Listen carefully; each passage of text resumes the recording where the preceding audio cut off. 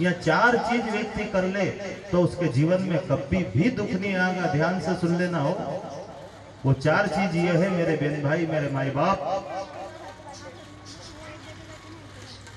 देख रहा थोड़े दिन पहले हमारी आपके समय की बात है, यशोदा बहन आपके समय की बात है, गांव में माताएं वो लगाती थी घी सिर में, लगाती थी कि नहीं गांव में। अब शहर में तो 50 तरह का ब्रांड चल गया, अब क्या लगाए, लेकिन घी सिर में घी लगाती थी।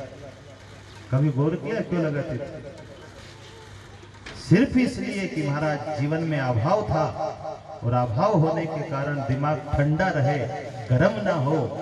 तो पहला जीवन का सूत्र है कि हमेशा दिमाग, चार सूत्र है जी सुखी होने का। दिमाग को ठंडा रखो, एक। दूसरा, भविष्य के लिए बचत करके रखो।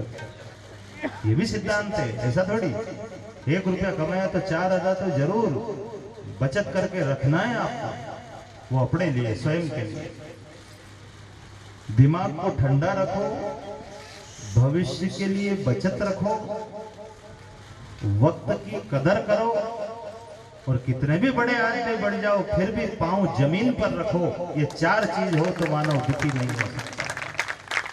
क्योंकि परिंदा भी जानता है कि कितना ही ऊंचा उड़ लूं महाराज, लेकिन आना तो नीचे ही पड़ेगा जमीन पर। जमीन पर बैठा हुआ आदमी कभी नहीं गिरता है, हो गिरता वही है जो ऊपर चढ़ता है। ये सूत्र है। भगवान आपको खूब धनवान करे, खूब परिवारवान बनाए, स्त्री, माल, फौज, खजाना, बाल बच्चे सब भगवान आपको सुख सुविधा दे। कितना भी बड़ा आदमी, लेकिन हम मुझसे बड़े नहीं है। अगर बड़े आदमी ईश्वर ने बनाया तो उसने आपको भाग्यवान बनाया है। भगवान बनने की गलती मत करना कभी। यहाँ थोड़ा सी संपत्ति मिली, थोड़ा सा एक मकान 15 बाई 50 का क्या बड़ा लिया, आदमी ऊपर चढ़ जाए हो, गूंदे आदमी, बोले ही नहीं, देखे ही नहीं। खाली 15-50 में, खाली केवल जिसमें 5 आदमी आ जाए तो टकराए आपस में, वो 15-50 की बात हो रही है। ईश्वर की कृपा है, ठीक है आपका है, लेकिन कितना भी ऊंचा, लेकिन पांव जमीन पे होना हो। ये कृष्ण का संदेश है 6 दिन की कथा में। उसने दिमाग ठंडा रखा। कंस मामा ने इतने सारे, तो गोकुल से और मथुरा क्या एक नदी तो है बीच में। आप ही सोचो, गोकुल से मथुरा आने में ज्यादा टाइम लगता है क्या? एक नदी है, उसको क्रॉस कर दो, पार कर दो, मथुरा आ जाए। लेकिन नहीं महाराज, बहुत दिमाग ठंडा रखा कि अब समझे, अब समझे, अब समझे। जूते तो बात की बात है, आखिरी पहले मुलाकात करो, समझाओ। नहीं समझे खूब हथाजोड़ी करो, फिर भी नहीं समझे तो वो आखिरी स्थिति है जूते मारने की। दिमाग को वहां तक ठंडा रखना पड़ेगा। एक बहू यदि दिमाग को ठंडा रख ले थोड़ी सी देर, तो सास की उम्र तो होगी 50-60 की, वह डोकरी 10-20 साल और जिएगी, और क्या ज्यादा से ज्यादा। उसके बाद तो तू ही सासू बनेगी ना, सासू बनेगी कि नहीं? पर दिमाग ठंडा कहाँ है? इतना उपद्रव हो गया। ये आ जाए, कभी बेल आवे, कभी घोड़ा आवे, कभी अजगर आवे, कभी कौवा आवे, कभी बकासुर आवे, कभी अघासुर आवे, कभी तृणावर्त आवे, कभी भूतना आवे, कभी कालिया आवे।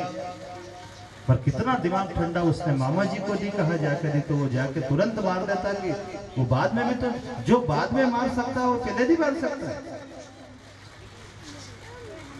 लेकिन दिमाग को ठंडा रखा।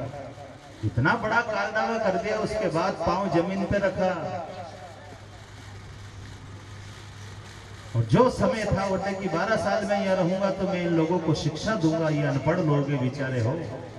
समय की कदर करी उसने। ऐसा थोड़ी गुल्ली डंडा खेला, ऐसा थोड़ी कि रिमोट चलाया और वो चलाया मोबाइल, नहीं। उस 12 वर्ष की उम्र में जितने भी अनपढ़ लोग थे, अशिक्षित लोग थे, वो महिलाओं में रहा, ताकि उनमें आध्यात्मिक चेतना जागृत हो।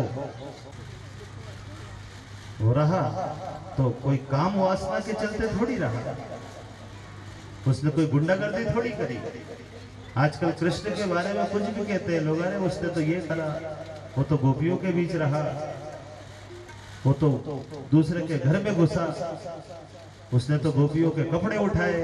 अरे नहीं उठाए, वो कृष्णम वंदे जगत गुरु, जगत सिय राम मैं सब जग जानी। जहां देखे वो राम को देखे। ऐसा गुरु महिलाओं में पुरुषों के बीच में बैठ के दे सकता है, गुंडे नहीं दे सकते हैं।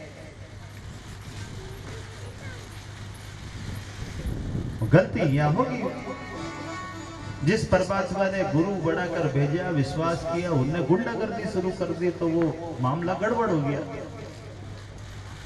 तो उसने गुरु बनके नारियों में आध्यात्मिक चेतना जागृत हो, वो समझे कि धर्म क्या है, क्या करें क्या ना करें, ये ज्ञान उन्होंने दिया। दिमाग को ठंडा रखो भविष्य के लिए महाराज, बचत करके रखो। और बचत करवाई उन्हें, माखन, दूध, दही, घी, छाछ उस आतंकवादी के जाने से रोक दी। उस कंस के अब जो ले जाते थे उड्डे की बचत करो, आगे काम आएगा, छोरा छोरी क्या खाएंगे। बचत करवाई, नहीं करवाई, रोका। उस पापी के डर से, कल कहा था आपसे, पाप से डरो, पापी से मत डरो मेरे मेरे भाई। अब देखो, कल आपने गोवर्धन लीला सुनी, संसार का दस्तूर तो देखो। भगवान श्री कृष्ण ने वो गोवर्धन उठाया तो उठाया क्यों? ऐसा थोड़ी कि इंद्र को वो आ गया था तो वो तो इंद्र को वहां जाके भी समझा देते, पर नहीं, उठाया क्यों? ध्यान बिल्कुल यहाँ का यही, एक टप्पी की कथा है, केवल 5 मिनट की। ध्यान थोड़ा भी चूक गया तो समझ में नहीं आएगा। क्यों उठाया उसने गोवर्धन? इतना 7 दिन तक इतना परिश्रम क्यों किया अपनी योग माया से? और इतना उठाया इसलिए, देखो यहाँ संसार के लोग, कोई प्रॉपर्टी बढ़ा रहा है, कोई प्लाट ले रहा है, कोई गाड़ी पे गाड़ी ले रहा है, कोई महल पे महल बना रहा है, कोई दिन रात भागा फिर रहा है पैसे, हाय पैसा, हाय बाप, हाय बाप, हाय पैसा। और किसी को कोई परिवार बढ़ा रहा है, कोई अपने बाल बढ़ा रहा है, और किसी को कुछ भी सोचनी पड़ी तो वो अपने नाखून ही बढ़ा रहा है। बहुत सारे लोग हैं, उनको सोचनी पड़ रही है क्या बढ़ाए, तो नाखून बढ़ाया उन्होंने, 10 ही उंगली में। अरे 10 में तो नहीं, तो 10 में नहीं तो 1 में तो जरूर बढ़ाऊंगा मैं। तो 10 में नहीं तो 1 उंगली का तो जरूर बड़ा होगा लोगों का, उनको पता नहीं है। वो नाखून ही बढ़ा रहा। अब इनको कौन सा गिरिराज धारण करना है जो नाखून बढ़ा रहे हो?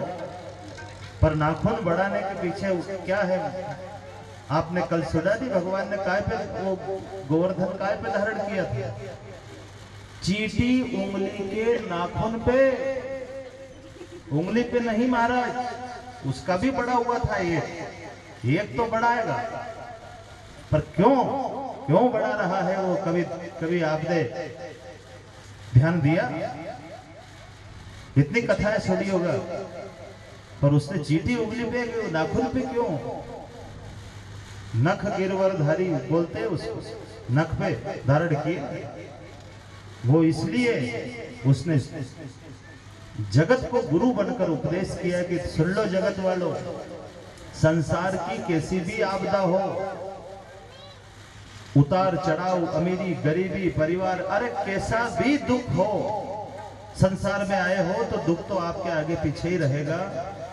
समस्या तो रोज है, एक दिन भी खाली नहीं जो समस्या दी है।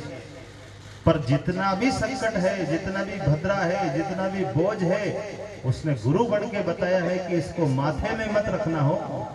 अपने माथे पे कोई भी संकट, कोई भी बोझ अपने माथे पे धारण मत करना। धारण भी करना तो नख पर मत करना, क्योंकि नख बढ़ रहा है, आफत बढ़ रही है। वो नख पे आफत आ जाए तो कह देना उस संकट से कि ठीक है, तू जितना है आ, मैं नख पे धारण करूंगा। सोमवार आ रहा है, सोमवार के दिन काट के फेंक दूंगा नाखून के साथ, समस्या भी। ये है वो फिर बढ़ेगा, फिर समस्या। तो समस्या न्या रखना, इसको तो काट के फेंक दोगे, न्या रखोगे तो ये फेंक दोगे काट के, फेंक दोगे। अरे बहुत टेंशन है, बहुत टेंशन है, बहुत टेंशन है, तो माथा काट दो। टेंशन है तो ये माथा काट के फेंक दो, टेंशन है तो।